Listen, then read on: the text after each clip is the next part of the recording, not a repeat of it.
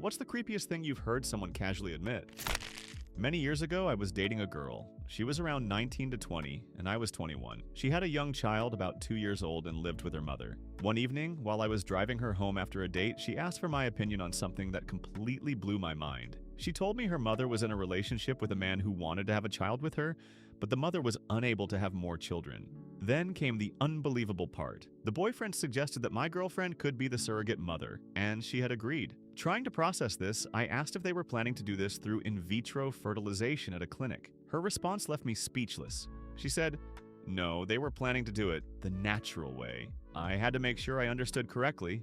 So let me get this straight, I said. Your mother's boyfriend is expected to be intimate with you until you get pregnant, and your mother is not just okay with this, but is actively supporting it, and you all think this is a normal plan? She confirmed that was exactly the case and wanted to know if I would be okay with it and stick around. I was silent for the rest of the drive. I dropped her off at her house and never spoke to her again. When I was 14, I was admitted to a psych ward for a 72-hour hold. The hospital was small enough that it put teens and little kids together, so it was a mixture of kids my age and some really young kids. Anyway, there was a boy there around 5 years old. I kind of felt bad for him. He was really shy and nervous, and sometimes parents would just claim their kid was crazy to avoid taking care of them. So I thought he might have been one of those kids. He was coloring in the main area, so I sat down and asked him if he knew why he was there. He pulled a lollipop out of his mouth and said, I stabbed my sister in the eye with scissors. Like he was telling me about the weather. I still think about that kid sometimes. I really hope he got help. Growing up in South Africa, crime is an unfortunate reality, but I'll never forget a colleague coming into work late, and when I jokingly asked if she'd overslept, she replied, nah, some asshole tried to steal my car and kidnap me as I was backing out of my driveway, but I guess he didn't think I would retaliate or whatever. But long story short, I had to wait for the police to remove his body from blocking me in. At least I know my shooting skills are still okay. Oh, have you proofread that article I emailed you yesterday as the deadline is today? In the early 90s, we had an exchange student from South Africa at our high school for a week, and they had her talk to our geography class. One of the kids asked her if there was a lot of racism where she lived, Johannesburg, and she said no, there was no racism at all, then calmly volunteered how their biggest problem is white babies being kidnapped and sacrificed in religious rituals by the people who lived out in the slums. It was so surreal, we were just silent for a moment. Then Ron shot his hand up and asked her if the SA government told her to say that, and she just said, no, why would they? Then our teacher ended it and sent her on her way. Used to work in a mall. A guy from another store would frequently come in and was generally nice, but always gave me the ick because he was a real where's my hug at guy. One time he told us a story in full confidence about how the night before he was in a mosh pit. He went to really heavy metal shows. And when he was in the pit, he kept bumping into a girl. Mind you, he is well over 6 feet tall and a beefy but strong guy. And the girl had enough of him crashing back into her that she, according to him, lightly smacked him on the back of the head as like a stop crashing into me. She then moshed away from him and the show went on. This bothered him so much that he moshed back towards her and purposefully swung his arm back into her face while moshing. He broke her nose and he was proud of it, telling us the story like it was something awesome. Because she was covered in blood, had a broken nose, and it was clearly on purpose. She went and reported him to security. But because he had connections with the venue, he got her thrown out and banned. Never in my life have I ever been so shocked that someone was voluntarily telling me a story like this, but also bragging about it. Fuck you, Dom. I had an ex who would verbally degrade me when he got angry. I didn't even have to do anything wrong, but he'd find some way to blame me for something and get angry with me for it. He generally said that he did all that for my benefit, so that I'd be a better person and tolerable to be around. One day he admitted that he actually did all of that because he liked how it felt when I reacted to it. He admitted that he got gratification from my distress. I remember asking my grandmother if it were true that mothers would crush poppy seeds and give them to their kids back in the old country. She replied, oh yes, we all did. We had too much work on our farms to deal with a fussy child. There was my neighbor who accidentally gave her baby too much and she died. That was sad. Anyway.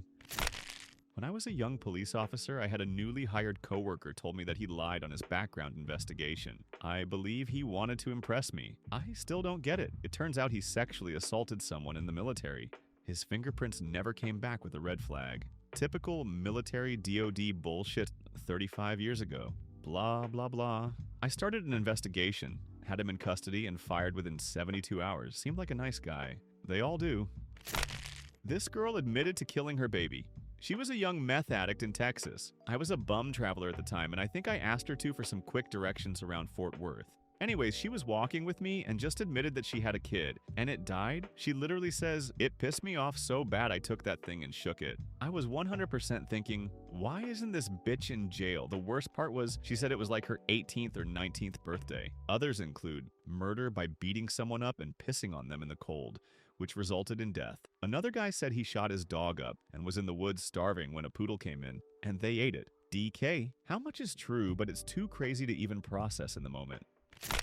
I was on the phone with someone. At one point, they started laughing about something during the conversation and said they shit themselves. I thought they were kidding. A couple of minutes later, I heard water going, and I assumed they were washing dishes. The conversation kept going until I still heard water going. At that point, I asked what they were doing, and they said they were washing out their ass because they actually shit themselves. I got off the phone pretty quick after that. It just seemed so strange to keep a phone conversation going while you wash your ass for that long. I dated a guy for a while. Nearing the end of the relationship, we were out having a drink with a friend, and he casually mentioned that one time him and his other friend had gotten drunk with another girl. He said she was leaving the apartment, and she fell and hit her head on the glass of their coffee table. They thought she had died, so after that they rolled her up in a carpet and were going to dispose of her, but realized after they were trying to load her into the car while she was still in the carpet that she was, in fact, alive. So they unrolled her and took her home. That's only one of several strange sociopath tendencies that I realized he had, so I smartly exited very soon after. Bestiality? I don't know what the fuck to call it, TBH. I knew this guy from work. He was always weird, but people seemed to accept his weirdness, even when he was bullying people. It was a very strange situation to walk into from the start. Anyways, he had 2 dogs, a male sausage dog, and a female Shih Tzu. And when the Shih Tzu got pregnant, this guy told us all with great glee and detail about how he had helped them. It was fucking disgusting, and everyone sat there laughing. I stepped back after that. It felt more wrong than his previous oddity. I didn't like that. Another 2 years down the line, he would be prosecuted for making, distributing, and possessing CSA images. Hundreds of the worst category of images with very young children, and the motherfucker never even went to jail. When I was in high school, a couple came to speak at one of our assemblies. They began explaining what they called a very radical and unconventional parenting philosophy. They talked about guiding their children into adulthood through what they described as direct personal initiation once they came of age. As they continued to elaborate on their methods, the atmosphere in the room became increasingly tense and uncomfortable. It slowly dawned on everyone listening that they were describing something deeply inappropriate and crossing a fundamental boundary. But the strangest part of the whole assembly wasn't just what they were saying, it was the fact that they were allowed to finish. No one from the faculty cut the microphone, stopped them, or rushed them off the stage. There were teachers and staff present who absolutely could have and should have intervened. I think everyone was just so completely stunned, shocked, and frozen in disbelief that for those few minutes, no one could even process how to react. It was a silence born of pure shock.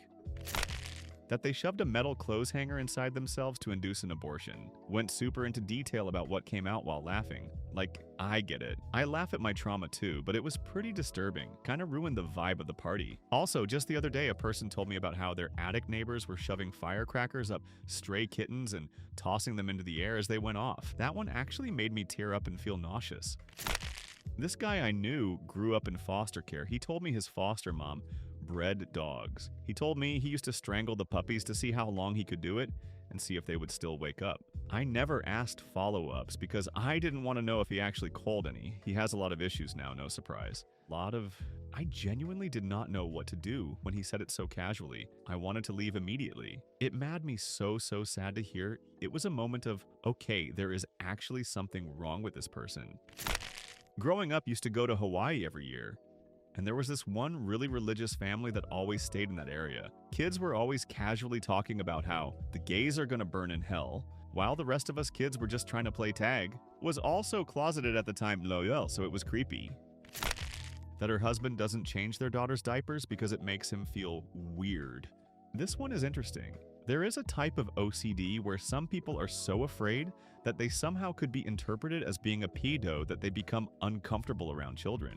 Their anxiety essentially is, I know I'm not attracted to children, but what if I'm lying to myself and I'm secretly evil? What if I accidentally look at a kid too long and someone calls the police? It's a relational type of obsession similar to a gay man thinking, I've never been attracted to women, but what if I'm actually straight? and got married to a man for attention. ETA. This isn't the flavor of OCD that I've been treated for personally, but I will say that having your family community keep children from having direct contact with you because you were outed as queer in middle school sure does a number on the brain.